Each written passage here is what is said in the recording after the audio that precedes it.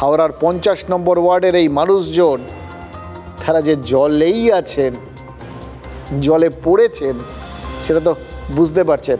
তারা সাধারণ মানুষ, তারা জল ভেঙে হয়তো যাতায়াত করেন, কিন্তু বাকি লোকজন, রাজনীতি যারা করেন, তারা হয়তো এইভাবে যেতে অভ্যস্ত নন, তাই কেউ খবর পাননি এই দম্পতি কীভাবে রয়েছেন।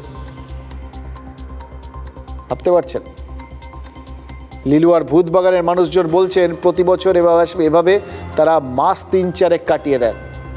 আচ্ছা, একটা কথা বলুন তো, বর্ষাকালে ভোটটা তো হলে পারে, তাহলে তো নেতারা আসতেন, দেখতে পেতেন ভূতবাগান জলে ডুবে ভূতের মতো বেঁচে রয়েছে, খাবার নেই, খাবার জলের সমস্যা, সব হয়তো তখন সমাধান হয়ে যেত। দেখুন, আজ না হোক কাল ভোট তো হবে, সামনের বছর তো বিধানসভা ভোট আছে, ফলে নতুন নতুন প্রতিশ্রুতি শুকনো ডাঙা বেয়ে তো আসবে। কিন্তু এই প্রতিশ্রুতিগুলো দেওয়ার আগে যাতে এই হাওড়ার এই বর্ষাকালের ছবিটা তাদের মনের মধ্যে ভাসে, তাই ছবিটা দেখিয়ে রাখলাম। দেখুন, আবার বলছি, কারো বিরুদ্ধে আমাদের কোনো অভিযোগ নেই। রাজনৈতিক নেতারা এক্ষেত্রে হয়তো তুই বেড়াল না মুই বেড়াল করবেন। হাওড়ায় দীর্ঘদিন ভোট হয় না, পুরসভা চালাচ্ছে প্রশাসন, তারপরেও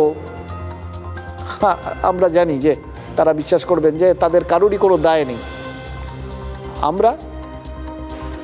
আমরা মনে করি এই ছবিগুলোই যা বলার বলে দিচ্ছে।